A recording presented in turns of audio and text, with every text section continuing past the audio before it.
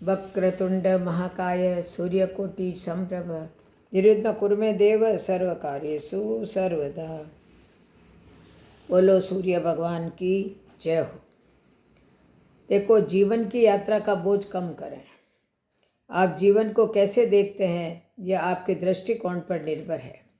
आप जब बोझ कम करते हैं तो फूलों की तरह सुगंधित और प्रकाशित बन जाते हैं। एक समय की बात है, एक गांव में एक धार्मिक व्यक्ति रहता था। कई लोग उसे सिद्ध संत मानते थे और कई उसको असामान्य तथा पागल समझते थे।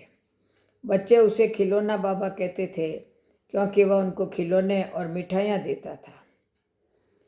एक उत्तम भिक्षुक की भांति वह उतना ही दान लेता था जितना उसे एक दिन के लिए चाहिए होता था। वह कृतज्ञता से सब स्वीकार कर लेता था, चाहे वह वस्तु चावल हो, रोटी हो या सब्जी हो। उसने ना तो कभी धन मांगा और ना ही कभी स्वीकार किया। वह संतुष्ट लगता था, किंतु वह भोजन के साथ खिलौने और मिठाइयाँ देने की मांग करता था। जो उसका आदर करते थे वे कभी कभी भोजन के साथ खिलौने और मिठाइयाँ भी दे देते थे। वह भिक्षुक उन सारी चीज़ों को एक बड़े थैले में डाल देता और गांव के बच्चों में बांट देता था। वह सबके साथ उदारता का व्यवहार करता था और उसकी उपस्थिति में एक दिव्यता झलकती थी। परंतु अब तक यह कोई नहीं समझ पाया था कि अगर वो इतना ज्ञानी है तो इतना बड़ा झोला लेकर क्यों घूमता है।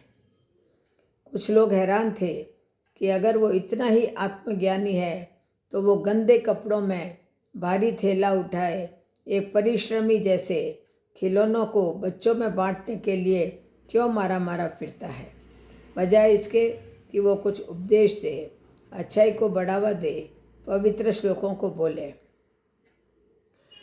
एक दिन 40 की आयु वाले कुछ व्यक्तियों के समूह ने, जो कि बरगद के पेड़ के नीचे बैठकर ताश खेल रहे थे, जा रहे साधु को रोक लिया और व्यंग्य करते हुए उससे कहा, कृपया हमें भी कुछ ज्ञान प्रदान करें ताकि हमें भी आत्मा का कुछ बोध हो।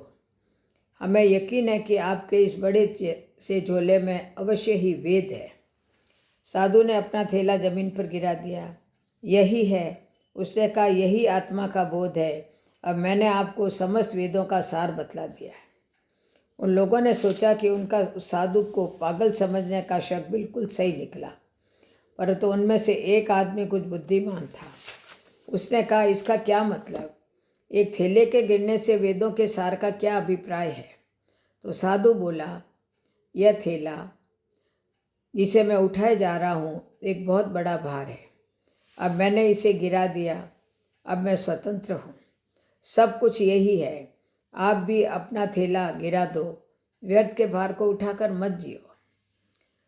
समूह उसके लिए श्रद्धा से पूर्ण हो गया और उनमें से एक बोला, अगर सब कुछ यही है तो फिर अगला चरण क्या है?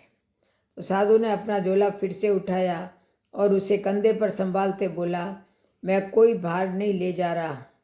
मैं तो केवल बच्चों के लिए खिलौनों से भरा थैला ले जा रहा हूँ।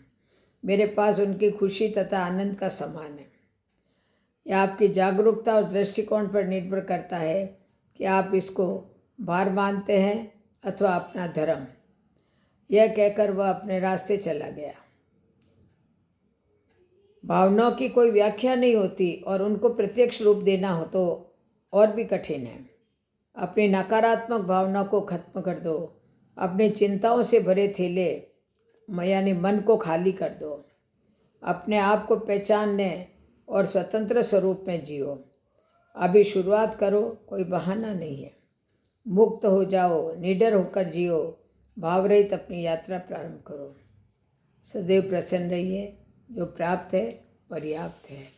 बोलो जय श्री कृष्ण, जय जय श्री कृष्ण, जय जय श्री कृष्ण।